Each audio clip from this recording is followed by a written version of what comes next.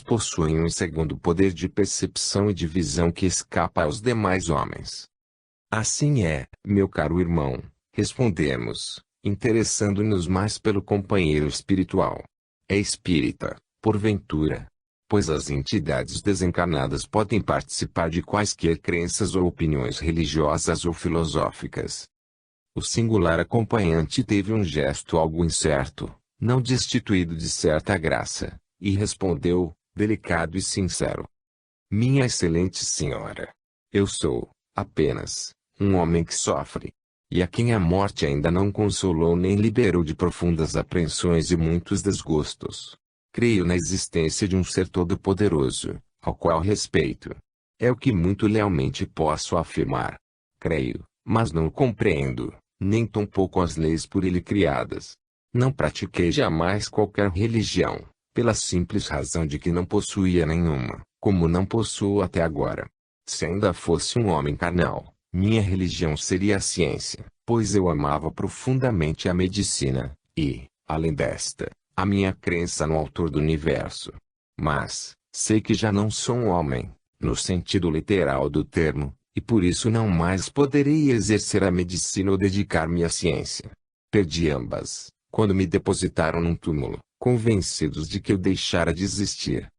Como espírita que sou, acudimos nós, impressionada pelo tom de tristeza profunda com que tais frases eram pronunciadas. Eu vos afirmo, caro irmão, o espírito de um médico, mesmo depois de abandonar o corpo carnal, pela morte deste, poderá ainda exercer o sacerdócio da medicina por muitas formas diferentes, das quais a mais comum é a do ditado mediúnico, através dos chamados médiuns receitistas, para o tratamento da saúde de muitos doentes que acorrem aos centros espíritas.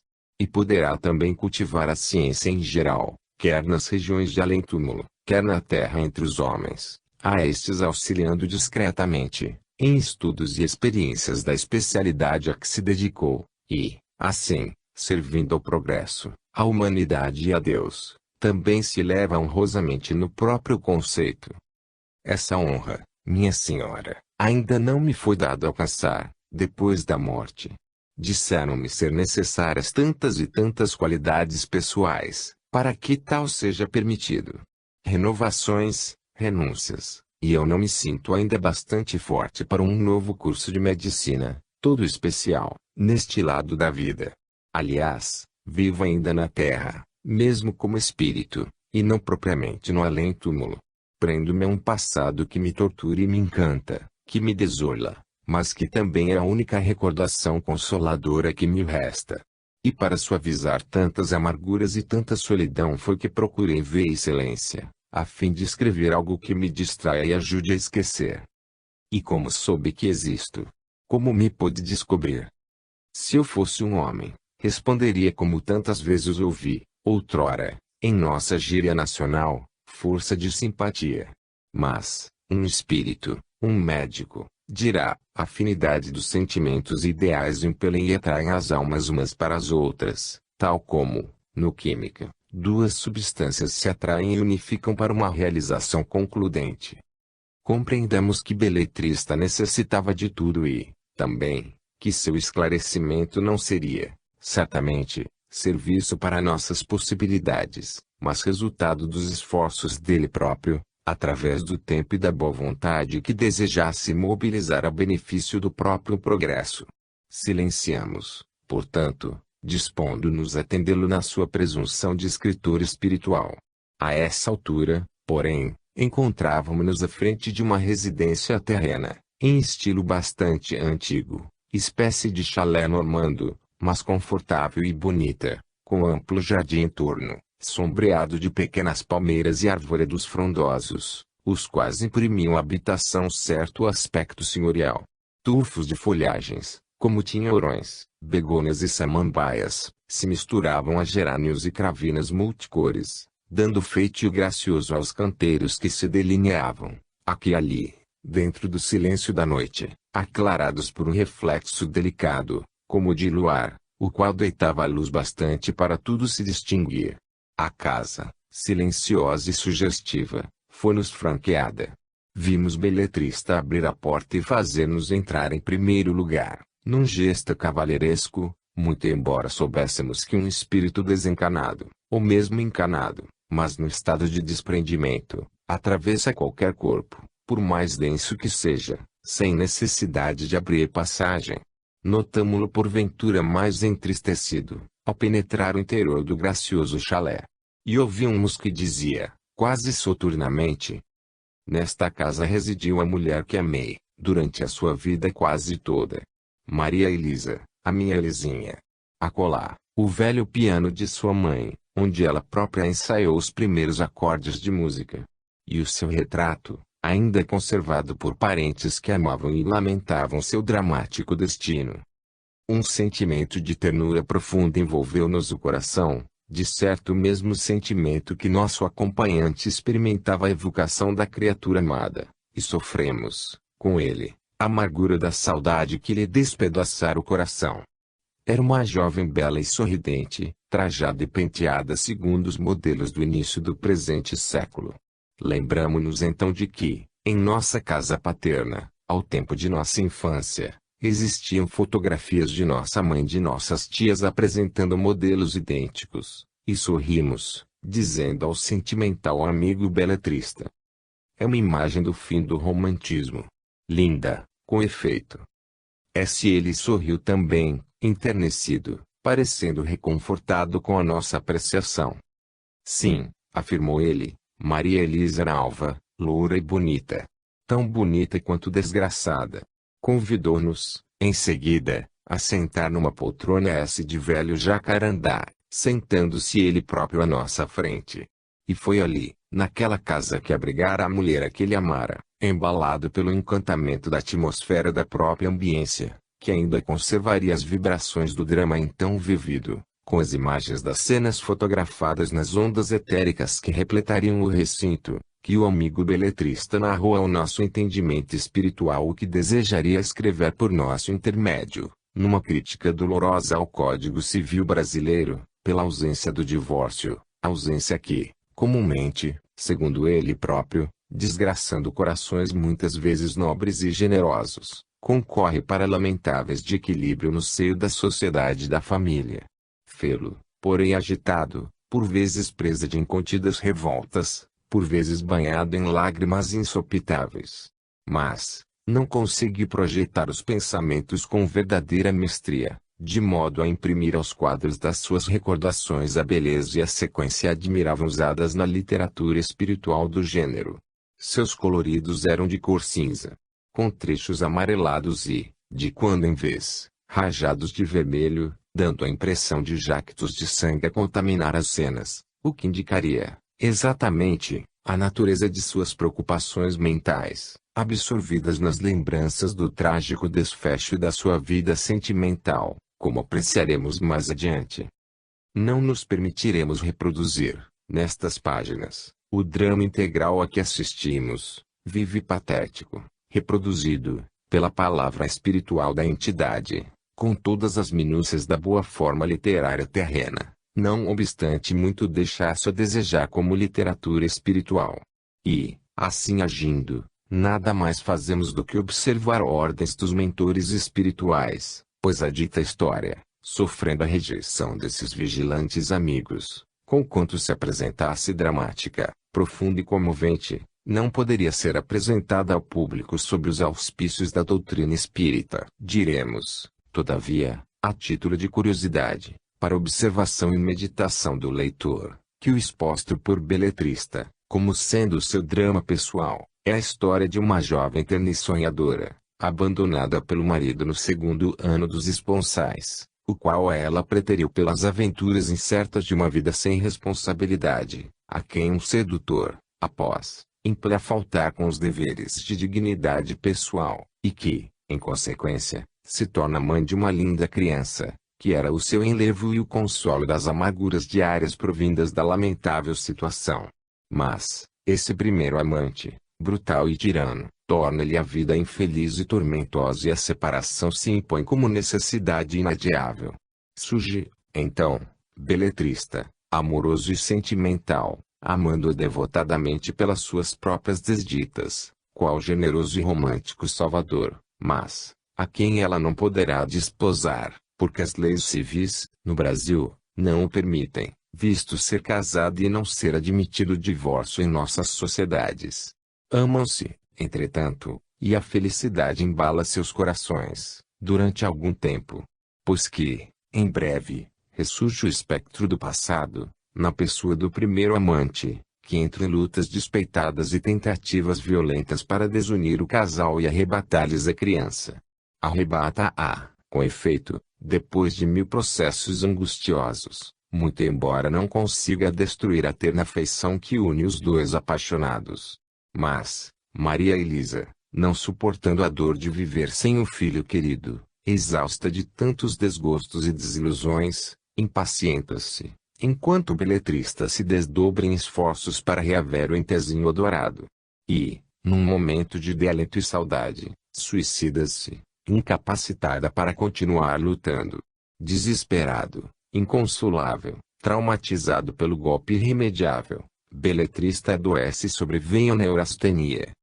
Uma vez terminada a narrativa, extraída dos refolhos do seu ser, o que quer dizer que ele, o expositor, lhe viu novamente, intensamente, todos os seus atrozes lances, e ainda desfeito em lágrimas, como no próprio dia em que, regressando dos serviços da sua clínica, encontra Maria Elisa morta, com o revólver ao lado e uma bala no coração, estendida sobre um tapete de sangue já coagulado. O infeliz amigo desencarnado perguntou-nos: quando poderemos escrever esse drama? Acredite, minha senhora, seria um refrigério para o meu coração poder escrevê-lo.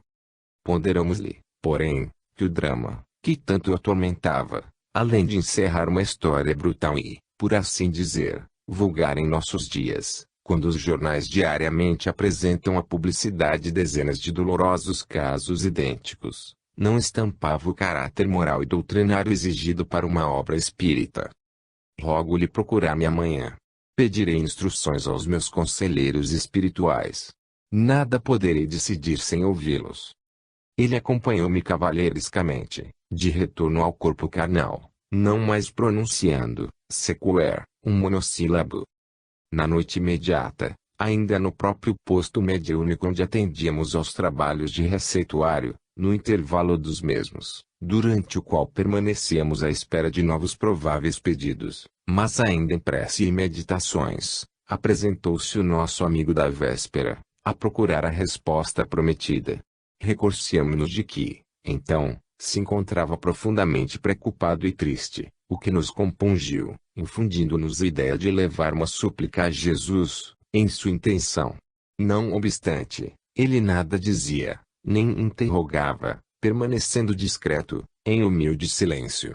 Compreendendo que não podíamos deixar de atendê-lo, travamos uma conversação telepática, tão vivaz, precisa e fiel, que nos parecia ouvir o murmúrio da voz, ou das vibrações mentais, que se afiguram ao médium uma perfeita voz humana, retratando até mesmo o tom vocal característico da personalidade que as emite. Dissemos-lhe, pois: meu irmão, muito me penaliza declarar-lhe não me ser possível servir de intermediária para o seu ditado aos homens. Continuou em silêncio e nós prosseguimos. Sim, porque uma obra patrocinada pela doutrina espírita há de apresentar também as conclusões morais, o ensinamento instrutivo das consequências dos erros praticados pelas suas personagens. Na sua triste história, perdoe-me dizê-lo, existe adultério generalizado e suicídio. Mas nenhuma exposição moral analisando ambos. Existe amor e martirológio, mas nenhuma concepção doutrinária em torno dos fatos expostos. Como obra humana, de escritor terreno, seu valor igualmente seria relativo, pois que o assunto, em si, é a repetição de 100 casos diários ocorridos em nossas sociedades, que preferem viver a revelia do respeito a Deus. Todavia, poderia ser literariamente bela, comovente, dado que fosse escrita com verdadeira arte. Mas, como obra mediúnica, seria falha, quiçá nociva. Nega-se, então, auxiliar? Exclamou, agastado, excitado. Auxiliá-lo não me negarei jamais. Terei, mesmo, imenso júbilo em ser-lhe útil, de alguma forma. Porém, tenho responsabilidades que talvez o amigo desconheça, as quais me impedem atendê-lo no presente caso. Para que pudesse ser patrocinado pela doutrina espírita, seu drama precisaria reportar-se ao passado espiritual das personagens nele revividas, avançar pelo invisível adentro, investigando as consequências espirituais das delinquências cometidas, acentuar a catástrofe que se abate sobre o espírito infeliz que praticou o suicídio. Suas páginas, meu irmão, deveriam conter conceitos que consolassem o leitor, sujeito sempre a múltiplos infortúnios, e que se desespera ou desanima ante as lutas cotidianas, conceitos sorvidos nos evangelhos do Divino Mestre, que lhe apontassem, ainda, alvitres felizes do Consolador prometido, ou Espiritismo, para remediar suas próprias tribulações. Ao passo que observei ontem, em sua longa exposição, que nenhuma só vez o nome de Deus foi pronunciado.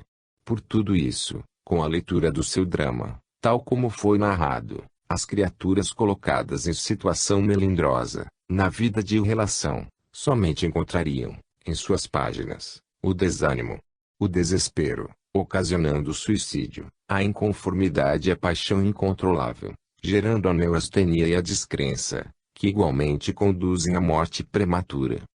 A entidade visitante bateu com força, com o punho fechado, sobre a mesa onde trabalhávamos, e onde o Evangelho do Senhor se encontrava exposto, e retrucou, contrariada: mas a obra será boa, na sua estrutura realista, será comovente, dirigida por um coração que sofre a outros corações que também sofram, para que se reconfortem na certeza de que não são os únicos a sofrer.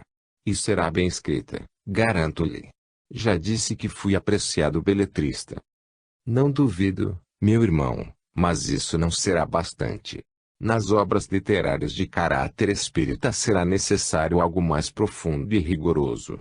O Senhor, com esse drama, teria escrito para o sensacionalismo dos livreiros, para sucesso dos mostruários, talvez, obra forte, de um realismo brutal e contundente. E os médiuns espíritas somente deverão ser intérpretes de obras moral e espiritualmente educativas, consoladoras, ou, então, científicas, filosóficas. Vossa Exa poderá assinar o seu próprio nome, visto que não me importa permanecer à margem. Ninguém precisará saber que a obra foi mediúnica. Poderá enriquecer, pois alegra-me poder concorrer para sua abastança, porquanto estou informado das dificuldades monetárias que afligem. Garanto-lhe inspiração e motivos sensacionais e inéditos, para uma fecunda literatura, ao gosto da maioria do público. Entre os espíritos, como eu, há dramas tenebrosos, inacreditáveis, inconcebíveis, ricos de emoções e originalidades, e isso agrada sempre o leitor, e produz renome. Eu lhe contarei tudo, escreverei pela sua emissão. Obterá um nome famoso na literatura nacional e quiçá no estrangeiro, glória, fortuna, admiração, adoradores. A doutrina espírita ensina aos médiuns, meu irmão, que a fortuna de um intérprete do invisível será a paz da consciência, e que a sua glória estará no dever cumprido, perante as leis de Deus, como na renúncia ao mundo pelo amor ao bem e à verdade. Eles não poderão visar jamais a quaisquer lucros pecuniários, com a sua produção mediúnica. Porque, se assim procederem, estarão incorrendo em penalidades graves perante a própria consciência e a santidade do mandato que lhes foi confiado. Não me atraem, portanto, o renome que poderia conquistar com os favores que o irmão, muito bondosamente, pensaria em conceder-me, nem glórias terrenas e tão poucos tesouros que a ferrugem possa consumir e os ladrões roubar, tal como advertiu nosso Divino Mestre. Dentro da doutrina espírita, somos reeducados no desinteresse dos bens temporais. Todavia, tenho uma coisa para lhe dizer. Diga-a. Por que não inspire os beletristas terrenos, não espíritas, que desejariam glórias e fortunas? Partindo do princípio psíquico de que todos os homens são influenciáveis pelo mundo espiritual, talvez esse alvitre viesse ao encontro dos seus desejos, visto não desejar aparecer como o verdadeiro autor dos trabalhos a serem escritos. A resposta foi viva, peremptória. Não, Não quero. Esses não me servem. Desfigurarão com suas próprias ideias e conceitos pessoais o que eu desejaria expor. Já o tentei várias vezes. Mas deturparam quanto lhe soprei aos ouvidos. O trabalho tornou-se ridículo, detestável. Permite, então, um conselho? Que importa meu destino, para que me deseje aconselhar? Pois se me nego o favor de... Importa-me muito profundamente o seu destino. A doutrina que professo exige do seu adepto fraterno interesse pela sorte de todas as criaturas, as quais passamos a considerar irmãs muito queridas. Quero, por isso mesmo, vê-lo feliz, meu irmão, recuperado, primeiramente, para Deus e para si próprio, e depois para as belas letras e a sua Maria Elisa. Oh, crê, então, que, um dia, reencontrarei Maria Elisa. Certamente que encontrará. Depois que ambos se reajustarem aos rígidos princípios do dever e após resgatardes os débitos contraídos durante os desvarios das paixões, oriundas da descrença em Deus, encontrá-la, novamente, sim, que dúvida. Desde que seu sentimento foi sincero, apesar de infeliz e desequilibrado. Aconselhe-me. Faça, de início, um esforço para se acalmar esquecendo o passado, para só tratar do futuro, esquecendo as letras, o amor infeliz. Como vê, é necessário, em primeiro lugar, a renúncia. Yuri. O amigo não deverá esquecer que não mais é um homem, e, sim, um espírito. Espiritualize-se, portanto, alçando a mente, todas as suas energias e vontades, para o mundo espiritual, ao qual pertence. E o primeiro passo para a grande renovação que se impõe na sua individualidade é a prece, a meditação em torno das ciências celestes e não em torno do amor de uma mulher, o estudo da filosofia espírita, pois essa filosofia é universal, abrange a terra, os espaços sem fim, os mundos siderais, a alma das criaturas, o coração de cada um de nós. Procure adaptar-se ao conceito do amor a Deus e ao próximo. E calque nas profundidades do pensamento a saudade dos fatos que o torturam. Nesta casa, meu amigo, ora-se, estuda-se e trabalha-se, inspirando-se no amor de Deus e do próximo. Foi médico na terra. Ainda é no invisível, porque o sagrado patrimônio intelectual de cada um de nós é bem imortal, que jamais perderemos. Aqui, a esta casa, acorrem doentes, como poderá verificar. Acabo de solicitar, dos médicos do além, receituário para seus diferentes males físicos. Ajude-nos a aliviar suas dores, curando suas doenças físicas para, mais tarde, poder aliviar, também, os males morais de outros tantos enfermos.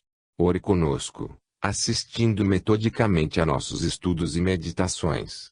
Convido, mesmo, a estudar diariamente comigo, no silêncio do meu aposento, que conhece.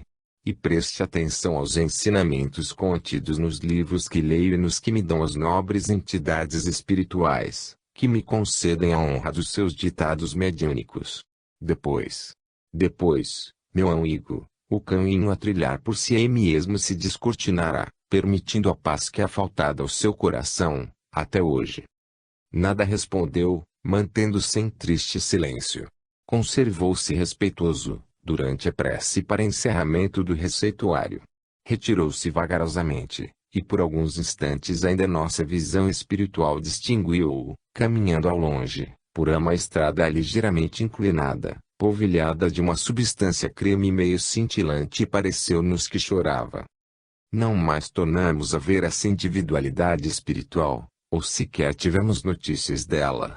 Não indagamos, jamais, do seu paradeiro aos instrutores espirituais que nos assistiam. Mas, não a esquecíamos. Orávamos em sua intenção, durante nossos trabalhos, e a convidávamos a acompanhar-nos nos estudos diários das obras espíritas, que sistematicamente fazemos até hoje. Não mais pressentimos sua presença, nem qualquer intuição informativa a seu respeito. 4 anos depois da sua visita, no entanto, ou seja, pelo ano de 1934, fazíamos as secções sociais para um jornal semanário do interior, de propriedade de um dos nossos irmãos. No momento de empunhar a caneta para traçar as primeiras linhas daquele noticiário, alguém do invisível, que não conseguíamos identificar, arrebata-nos o braço, atira a caneta para o lado, toma do lápis e traça velozmente uma pequena novela, intitulada Deodato, posteriormente publicada, em folhetins, por um conhecido jornal espírita do Rio de Janeiro. Esse trabalho, com todos os característicos dos ditados mediúnicos, recebido em momento impróprio, sem que nos houvéssemos preparado sequer com uma prece, sem que ao menos tivéssemos pensado em qualquer categoria de espíritos, foi traçado tão rapidamente que não pudemos interrompê-lo senão para trocar de lápis, e quando, finalmente, a entidade comunicante modelou a última frase, e exclamou, como de hábito em trabalhos congêneres: ponto final. Não apôs a assinatura. Certa de que, absolutamente, não seria de nossa lavra produção literária que acabávamos de compor, pois que somente escrevemos sob influência dos espíritos, ainda quando o trabalho se afigure nosso, como acontece com o presente volume, rogamos à entidade, enternecida, sentindo ainda sua presença e a ternura que nos invadiu, dulcificando nosso coração. Querido irmão, muito agradeço a benevolência da vossa presença, com a mimosa dádiva literária com que me presenteais. Que o Senhor vos ilumine e abençoe, tornando-vos feliz na espiritualidade. Tende a bondade de assinar o vosso trabalho. Esperávamos, mas a entidade quedava-se silenciosa e esquiva. Repetimos a súplica. Tende a bondade de assinar. Um trabalho anônimo, de além-túmulo, não tem valor, e não poderá ser publicado. Então o visitante falou apóstrofo, docemente, e confessamos que, de certo, um embotamento singular nos obscurecia as intuições, até o momento presente, em que escrevemos estas páginas, impedindo-nos reconhecer o espírito que então nos visitava, pois que, realmente, apenas neste momento somos informada, quando é também o leitor, de que o autor espiritual da novela Deodato, escrita em 1934, fora o amigo beletrista. Respondeu-nos ele, porém, naquela época, sem que o identificássemos. Assina tu mesma. Presenteio-te com ela. Eu não desejo aparecer. Ora, chegando a esta altura do presente capítulo, que nos está surpreendendo mais do que ao próprio leitor, eis que o venerável espírito do Dr. Bezerra de Menezes, um dos patronos espirituais do Centro Espírita de Lavras, pela época em que lá militávamos, e onde, pela primeira vez, falamos ao amigo beletrista, irradia até nós seus pensamentos, avisando-nos de que dirá algo a respeito. Atendemo-lo, comovida, oramos, esperamos. Cedemos-lhe o lápis. Vejamos o que dirá o amado espírito que, do além, como outrora, sobre a terra, tantas lágrimas soube enxugar nos corações sofredores. Há 27 anos, quando a ti foi exigido o testemunho do desinteresse, que integra a série de provas programadas pela iniciação constante dos métodos da escola de regras orientais a que teu espírito é subordinado, esse irmão, que cognominas de beletrista, sofredor, mas amável, bem-intencionado, mas espiritualmente incompetente, e ansioso por algo sublime que o renovasse, norteando-lhe os passos na jornada espiritual, foi o indicado para a tentação que seria mister sofresses, como espírito delinquente perante o Evangelho, necessitado de testemunhos renovadores ante as leis eternas. Mercê de Deus, cumpriste o dever de aprendiz, desinteressando-te dos haveres e glórias do mundo, com a discrição conveniente ao espírito iniciante na verdade. Afinado com os teus próprios sentimentos e ideais, beletrista não só te vem discretamente acompanhando durante esses 27 anos, sob nossa vigilância, como muito aprendeu contigo mesma, referência feita aos estudos e práticas da doutrina, que nunca negligenciaste, pois que ele aceitou o teu antigo convite, para acompanhar-te nesses mistérios. Como médico que foi na terra, muito se dedicou agora, como espírito desencarnado, aos enfermos e aflitos que as tuas possibilidades mediúnicas solicitavam receitas e indicações para tratamento da sede, o que quer dizer que os tratou e curou por teu intermédio, sem que te apercebesses de que era ele que o fazia. Ele fez mais, porém, como intelectual que também é, amante e cultor das belas letras, muitas crônicas, artigos e até conferências que escrevias e lias, outrora, em reuniões de estudos espíritas, escreveu-as ele com o teu lápis e a tua mão, servindo-se das tuas faculdades de intuição. Eu, porém, ou alguém por mim, fiscalizava e presidia tais atividades. Pois o beletrista é meu pupilo espiritual, a quem muito quero, e que preparo e reeduco para a nova existência carnal. Propositadamente, obstávamos intuições e esclarecimentos concernentes ao caso. É bom que o médium ignore muitos acontecimentos em que toma parte, como agente transmissor da espiritualidade, a fim de que a vanglória e a pretensão, sempre fáceis de se infiltrarem no caráter humano, não lhe anulem as possibilidades prematuramente, antes de ele próprio se servir dos ensejos que recebe, e que lhe são de justiça, para as tentativas de progresso. Não ignoravas tratar-se de ditados mediúnicos intuitivos os trabalhos literários que obtinhas sem assinatura, mas, que te cercavam, amigos, familiares, companheiros de ideal, julgavam tratar-se de produções da tua própria mente.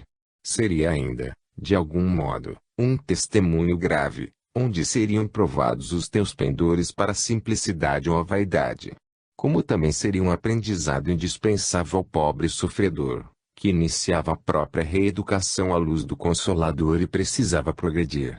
Graças à bondade do Mestre, que nos socorreu, vencemos todos. Beletrista terminou o curso e reencarnará quando desejar, para novos testemunhos, que implicarão sua renovação para o domínio do espírito.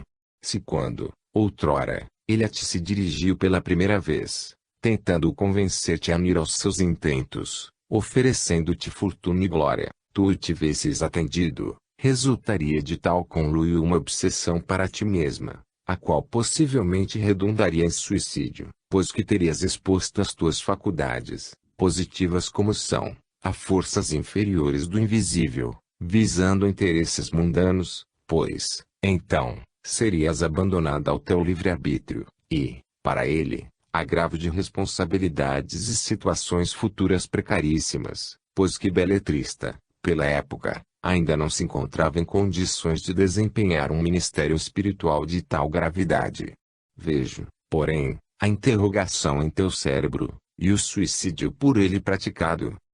Não houve, exatamente, um suicídio, na expressão costumeira do termo, visto que, pela época do seu decesso físico, ele se encontrava totalmente preso de graves distúrbios nervosos, além de obsidiado pela entidade suicida Maria Elisa, a qual, reconhecendo-se viva em além-túmulo, negava-se a abandoná-lo, afeita ao elo sentimental que os unira.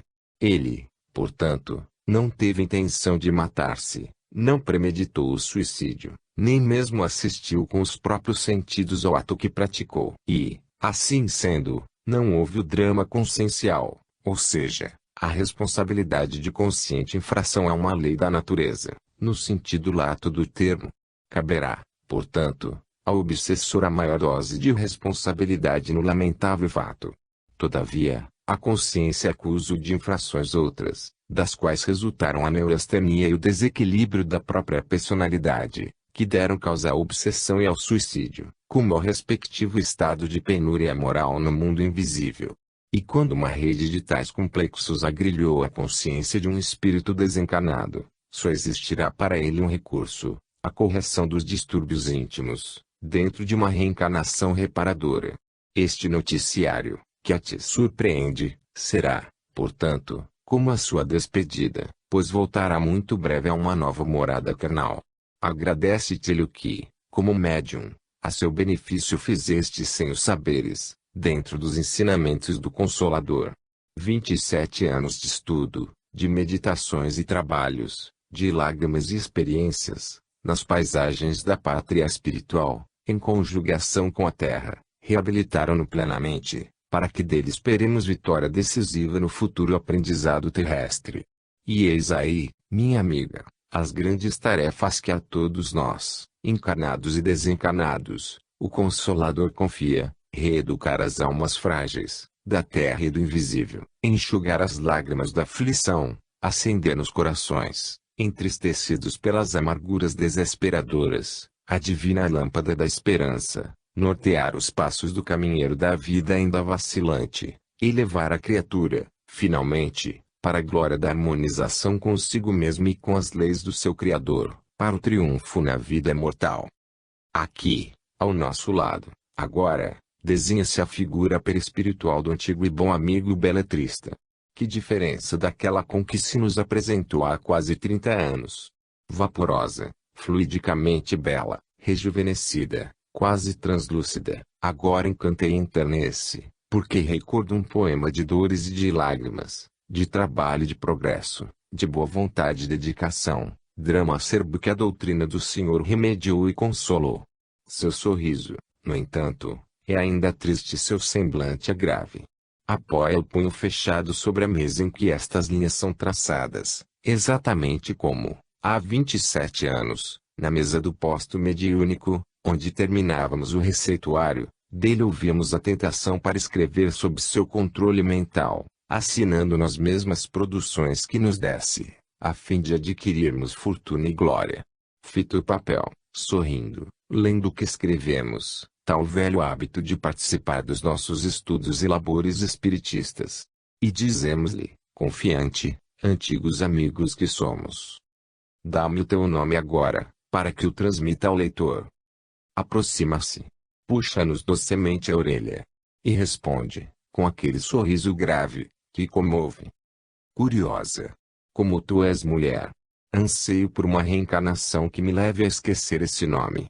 E até a minha própria personalidade atual. Como queres que eu os relembre ao mundo? Fez um gesto para retirar-se, traindo certo amargor com a recordação. Mas a nossa descaridosa impertinência o detém, e indagamos ainda. Maria Elisa.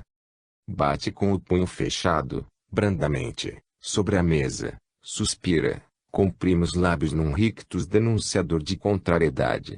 Parece que esses gestos lhe eram habituais durante a vida carnal. E responde: bem, a misericórdia do Eterno foi grande bastante para se estender sobre as suas imensas desgraças, e a bondade paternal do venerando Dr. Bezerra de Menezes foi a intermediária de que Deus se serviu, a fim de socorrê-la. E se vai beletrista, caminhando, a passos lentos, por uma estrada suavemente inclinada, sempre a mesma, mas agora como que esbatida por cintilações de opala. Vemo-lo ainda, muito ao longe, quando nada mais há a fazer senão preces amigas pela sua vitória final. Capítulo 8. Sutilezas da mediunidade. Para conhecer as coisas do mundo visível e descobrir os segredos da natureza material, outorgou Deus ao homem a vista corpórea, os sentidos e instrumentos especiais. Com o telescópio, ele mergulha o olhar nas profundezas do espaço, e, com o microscópio, descobriu o mundo dos infinitamente pequenos. Para penetrar no mundo invisível, deu-lhe a mediunidade. Allan Kardec, O Evangelho segundo o Espiritismo, capítulo 28, número 9. Acreditamos sinceramente que a mediunidade, nas suas profundidades e verdadeiras potencialidades, ainda é desconhecida dos estudiosos espíritas.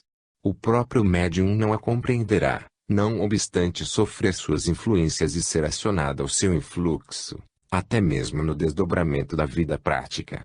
Basta ser, a mediunidade, o resultado de um jogo transcendente de sensações e percepções, uma indução de forças intelectivas sobre outras forças intelectivas e também perceptivas, para compreendermos que se trata de uma faculdade profunda, complexa, vertiginosa, em suas possibilidades singulares.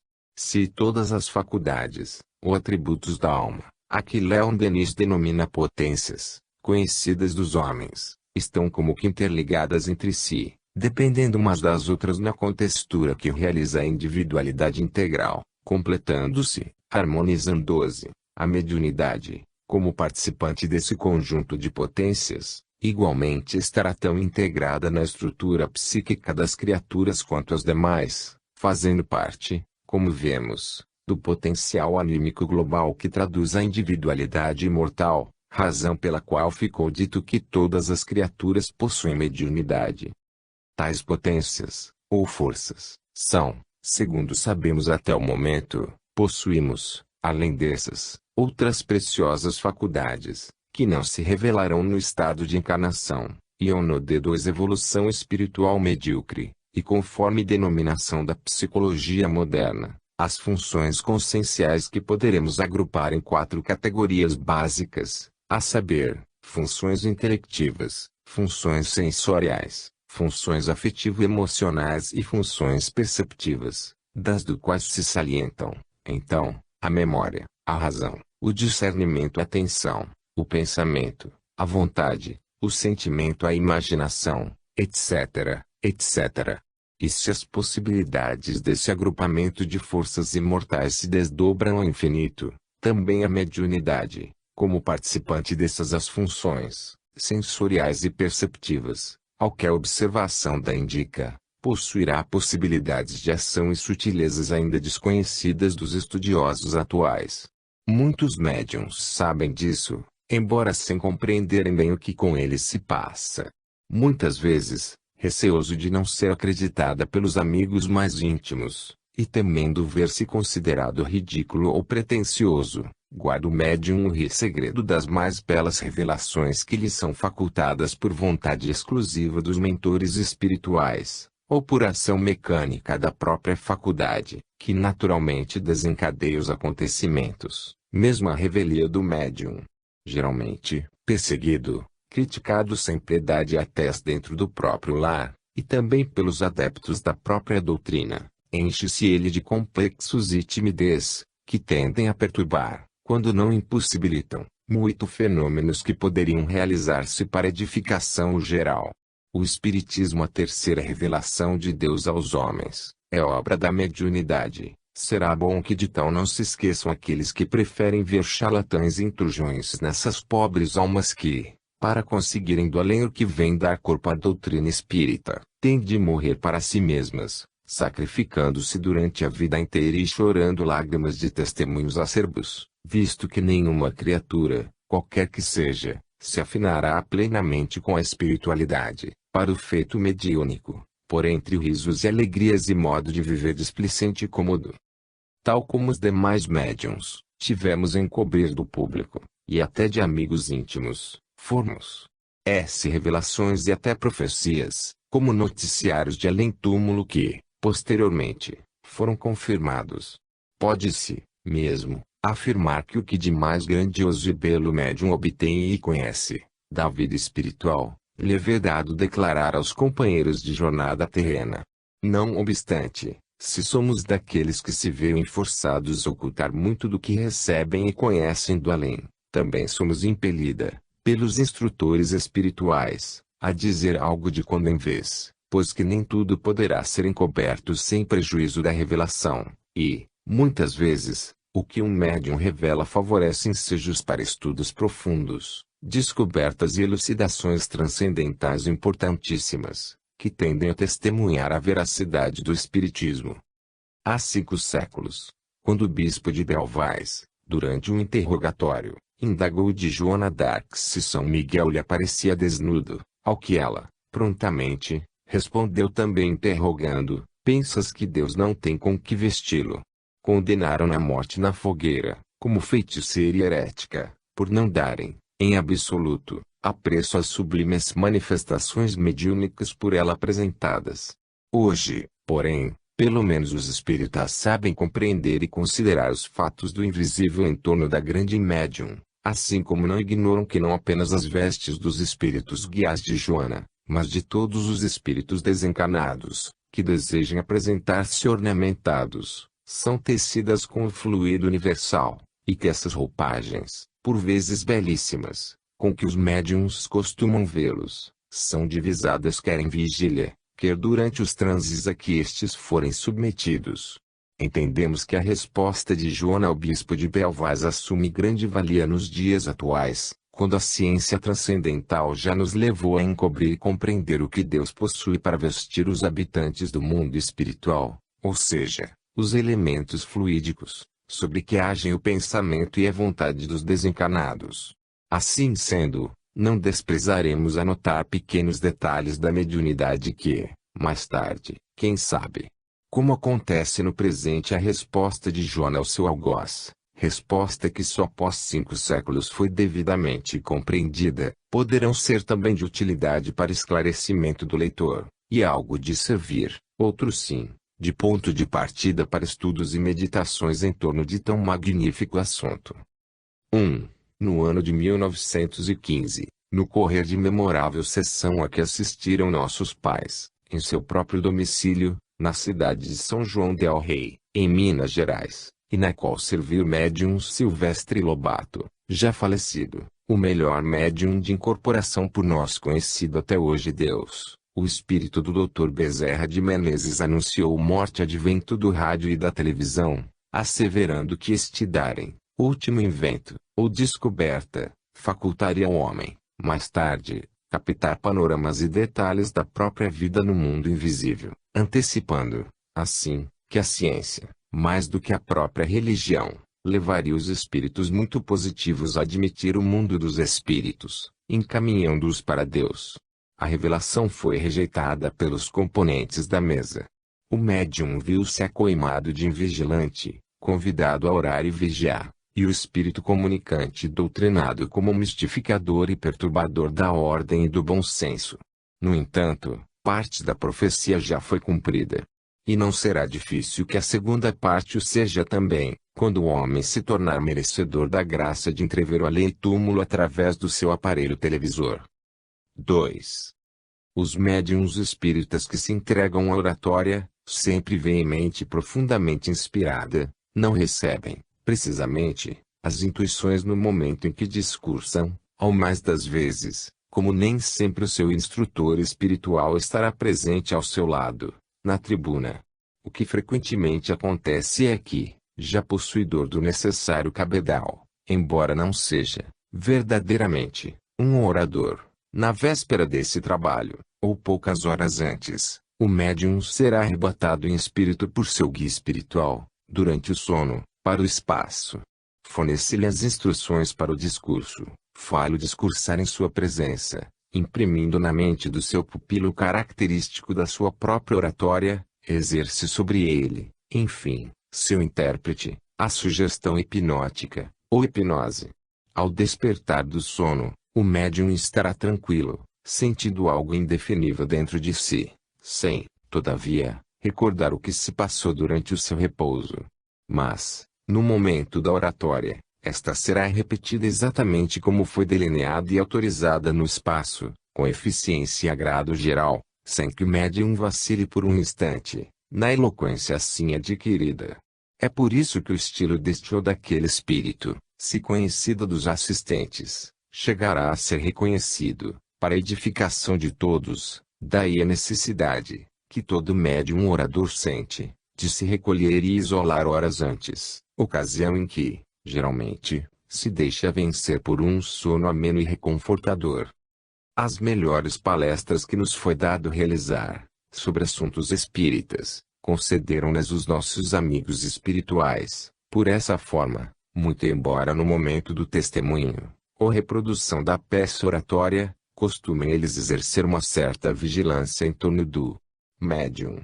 Será bom, por isso mesmo, para a maior grandeza desse feito mediúnico, que os ambientes dos centros espíritas não sejam alterados por quaisquer acidentes profanos. 3. Existem obsessões produzidas pela hipnose, durante o sono natural. O médium, ignorante das próprias faculdades, e que, no caso, em geral não será espírita, deixa-se dominar por um inimigo invisível, durante o sono. Afina-se com o caráter deste e recebe suas ordens ou sugestões, tal como o sonâmbulo as ordens do seu magnetizador. Ao despertar, reproduz, mais tarde, em ações da sua vida prática, as ordenações então recebidas, as quais poderão levá-lo até mesmo ao crime e ao suicídio. Será prudente que a oração e a vigilância sejam observadas com assiduidade, particularmente antes do sono corpóreo, a fim de proteger o médium contra esse terrível perigo, pois que isso favorecerá uma coharmonização de sua mente com as forças do bem, o que evitará o desastre. O mundo invisível é intenso, e nem tudo ali será beleza, espiritualidade, fraternidade, flores. Também a inveja, o ódio, o despeito, o ciúme, o crime e até o sensualismo existirão no invisível, rodeando nossas almas e tentando-as, durante a emancipação concedida pelo sono natural. Os atributos da alma, por sua vez, são profundos, complexos e poderosos, e, quando mal orientados, poderão ocasionar calamidades ao nosso derredor. O estudo da personalidade humana, como da individualidade espiritual, a reeducação moral através dos ensinamentos evangélicos, esclarecendo a criatura quanto a si mesma, abrem-lhe um horizonte novo, onde o equilíbrio geral acarretará o domínio de toda e qualquer situação a que sejamos arremessados por força do progresso a realizar. 4. Em determinadas ocasiões, sem que conheçamos as razões, transes singulares sobrevêm com nossas faculdades mediúnicas, ignorando nós se o mesmo acontecerá aos demais médiuns. Nós que, comumente, tantos esforços despendemos a fim de conseguir boa harmonização com os amigos invisíveis, para o feito psicográfico, subitamente, por vezes em plena rua, durante um passeio ou um giro necessário, somos surpreendida por um estado singular, nosso espírito como que se distende, elevando-se a algo da matéria, para viver simultaneamente da vida material e da vida espiritual. Advém, então, um estado crítico, algo penoso, ruas ao mesmo tempo delicioso, reconfortador.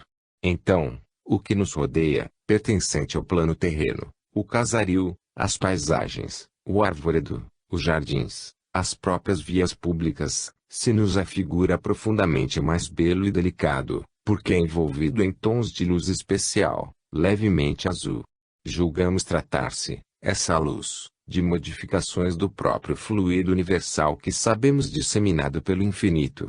Não obstante, reflexos dourados como que contornam as paisagens, julgando nós, ainda, tratar-se de radiações do Sol, que, combinadas com o fluido azul, produzem um majestoso efeito de luz, acontecimento de que o espaço infinito está repleto, pois os efeitos de luzes combinadas, a coloração de mil essências e fluidos, em variados estados, existentes no espaço, são maravilhas que os homens não concebem, mas que o espírito, principalmente o desencarnado, em estado normal vibratório elevado, desfruta a longos haustos.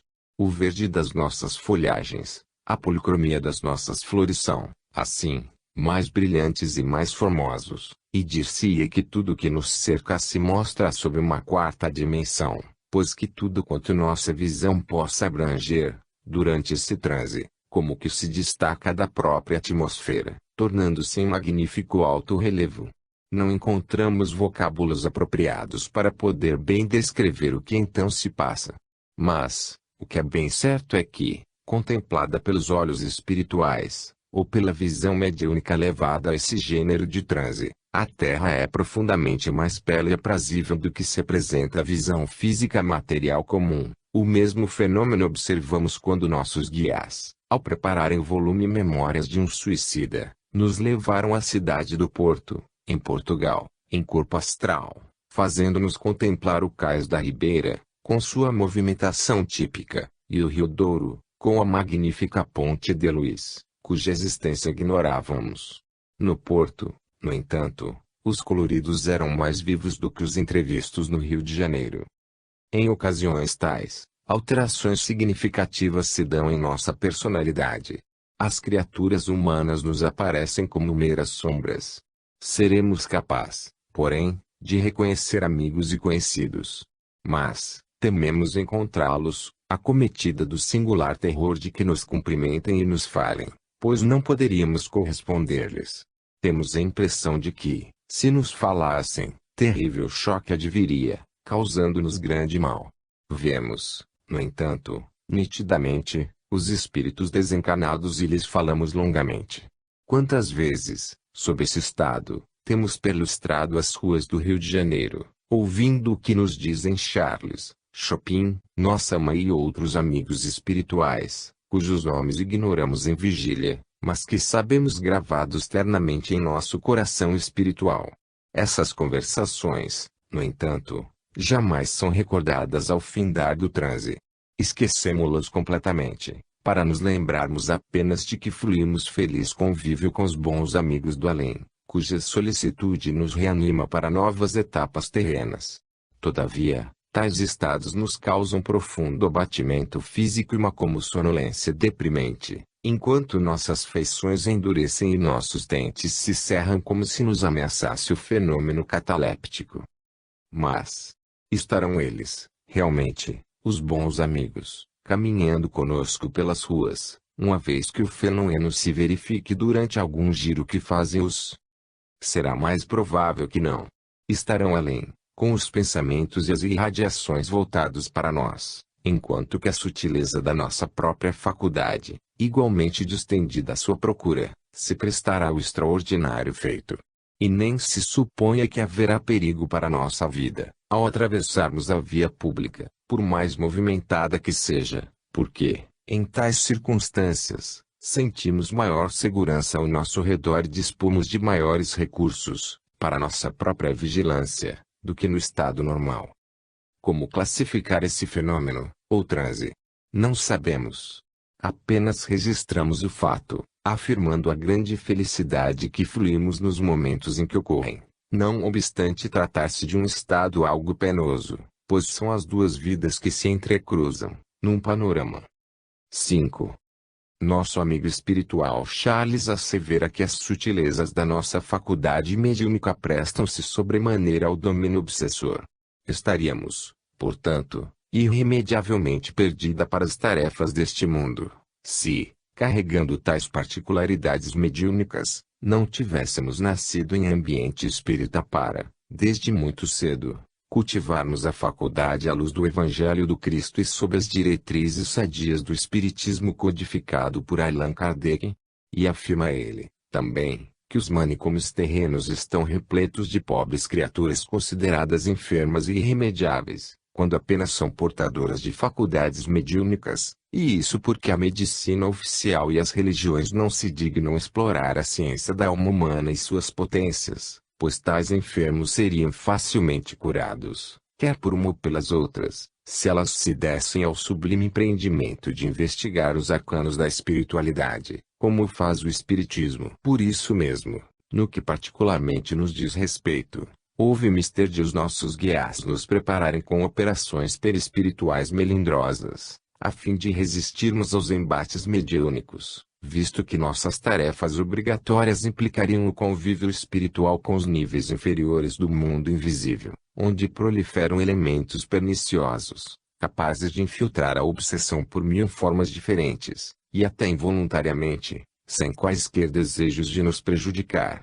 Tal operação perispiritual, inteiramente psíquica, era usada outrora entre iniciados hindus e egípcios, antes de se confiarem à prática dos mistérios, ou seja, o intercâmbio com os chamados mortos. E foi levada a efeito tendo em vista que pertencemos, desde séculos, àquelas falanges orientais. Assevera Charles, ainda, que, por tudo isso, nós outros, os espíritas, deveremos empreender todos os esforços para difundir a doutrina espírita entre os homens, sob o critério sádio com que o céu nos tem revelado, visto que somente ela estará em condições de resolver os múltiplos problemas que desorientam a humanidade. 6. Não faria juízo muito justo dos filhos de Deus aquele que supusesse ser um obsessor entidade generalizadamente malévola. Certamente que a gradação desses pobres delinquentes é quase infinita. Caberiam num volume o estudo e a classificação dos espíritos obsessores com quem temos tratado desde o início das nossas tarefas mediúnicas. É possível que existam aqueles verdadeiramente réprobos, que há séculos permanecem nas sombras do invisível, incapacitados até mesmo de se comunicarem mediunicamente, cuja truculência vibratória aniquilaria um médium, se deles se aproximassem. Não os vimos jamais, porém, até o presente, o mais pernicioso obsessor que conhecemos, aquele que nos chegou a apavorar, do qual fugimos espavorida, em corpo astral, foi certa entidade que perseguia uma doente, obsidiada, internada em uma casa de saúde espírita, de Belo Horizonte, em Minas Gerais. Apresentava-se trajada com hábito religioso, inteiramente negro, parecendo tratar-se de uma ex-freira, pois fora mulher, quando encarnada. É singular uma particularidade entrevista em nosso longo tirocínio mediúnico: os obsessores que, quando encarnados, foram mulheres, são profundamente mais endurecidos